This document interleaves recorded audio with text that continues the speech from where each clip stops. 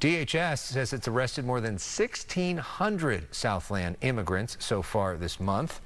Masked federal agents are often seen raiding homes, businesses, even daycares. Asian American Pacific Islander leaders and state lawmakers are demanding a full stop. Men in masks refusing to identify themselves, snatching up street vendors, gardeners, chasing down innocent, hardworking people. Let's name it for what it is, political theater. The violence that has been inflicted in our communities was by the federal government. And they need to stop the occupation here in Los Angeles and stop the ICE raids now. The federal government says that federal law is supreme, and a lot of these folks are breaking the law by being here. The message from advocates, though, this is not law enforcement, this is fear enforcement. Speaking of that, growing concerns over immigration enforcement have led the city of Bell Gardens to cancel its 4th of July celebration. It's a community that's overwhelmingly Latino. The decision is deeply personal, and tonight, the mayor from there is here to talk with us about it. Mayor Jorgel Chavez, thanks so much for coming in. No, thank you so much, Alex. I appreciate you for the opportunity. Why this decision? Look, I mean, right now we're living in unprecedented times, right? We have to do everything we can to protect our residents, and if it means canceling our 4th of July festival, then so be it.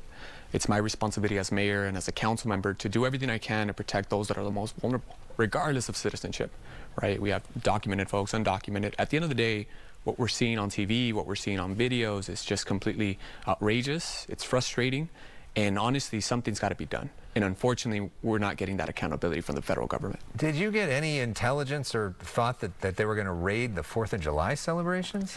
No, there's no communication at all, right, between us as cities or the federal government. Really, it's not only Bell Gardens, it's Southeast LA as a whole, right? We have neighboring cities like Cudahy and Huntington Park that have just been overwhelmingly raided. Unfortunately, you look at our Home Depots, Lowe's, car washes, you name it. They're going after our most vulnerable, right? Day laborers that I would say living paycheck to paycheck, but unfortunately that's not even the case because they're getting paid cash, right? So for them, it's literally about putting food on the table, putting a roof over their heads for their kids who are trying who a lot of times came to this country for a better life.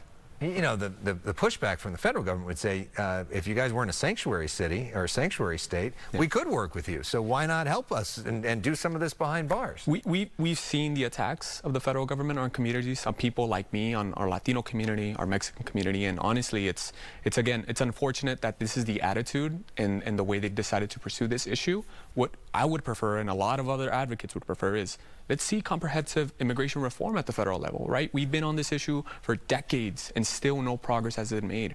I'd put it back on them and say, look, we have these folks that are here, right? Someone like my mother that came to this country undocumented, right? Who would one day hope to see her son as a mayor now of the great city of Bell Gardens. So I think there's a lot of folks like in this situation, and at the end of the day, we're contributing so much to this community, so much to the society, the economy, not to mention the taxes that we pay, because that's a common argument. They say, oh, well, they don't pay enough. They don't. The thing is, you look at the students in DACA, right? How many of our neighbors and residents, students that I went to school with, that unfortunately didn't have the same opportunities after school? So it's not just the July 4th thing that's being impacted by this. You've got a series of events over a few different weeks. What are you looking at? What's your thinking? As a council and the city manager, we're evaluating all options, right? We're looking at all the events. There's like summer school teachings that we have through our rec services department. Those are obviously overseen through staff, but we did cancel 2 movies and we canceled 1 concert. We're evaluating the situation between June 24th, which was earlier this week, and July 10th. So between now and then, we're going to see how things are.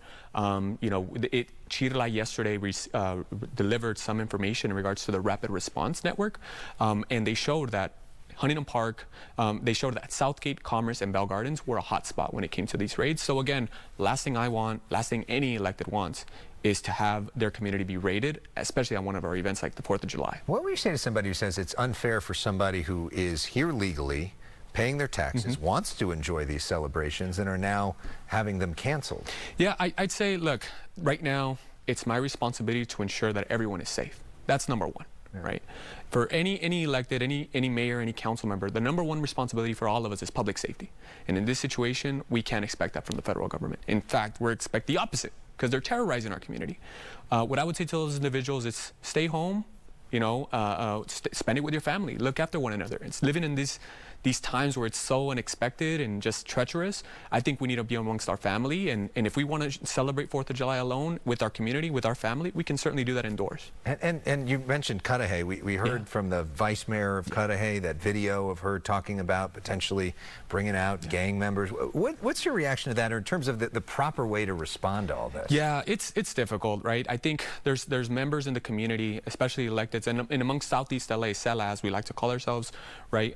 We all know each other, right? We're consistently, our issues are relatively the same. Most of our communities are renters, people of color. So I understand where sometimes that frustration comes out, right? And I feel that maybe at times, in this case, the vice mayor might have spoken out of term. Maybe it wasn't, the way it came out wasn't intended to properly. But really, to that point, we're seeing our communities attacked, right? And even in my city, like with Bell Gardens Police Department, we have our own police department, our own force, where if any resident has any issues, they call 911. They pick up the phone. Someone on dispatch can go ahead and deliver services. But even in this situation, we can't even rely on them because the federal government is very difficult to work with.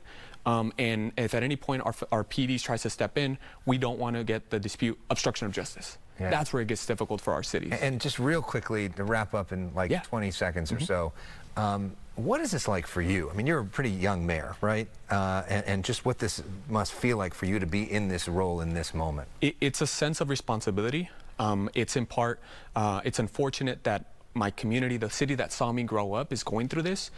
It's things that I read about in school, right? Operation Wetback wasn't too long ago, and now we're going through it again, right? It's an attack to people like me, people in my community, and honestly, when we look down 10, 15, 20 years from now, we're gonna say, who was there to stand up? And I want to make sure that I can be there for my community, be there for my city, and ensure that we have proper representation while at the same time putting pressure on those in higher office. Congress, our U.S. Senator, I mean, we saw what happened to our U.S. Senator Alex Padilla, completely unacceptable. So we know that our community's rights are being violated, regardless if you're a citizen, because they're picking up anybody on the street just because of the way you look, right? Clear violation of people's rights. Mayor Jorgel Chavez, thank you so much for coming in for the first time. Thank you so much, Great Alex. to see you. I appreciate it. You sharing your perspective. Thank you for the opportunity.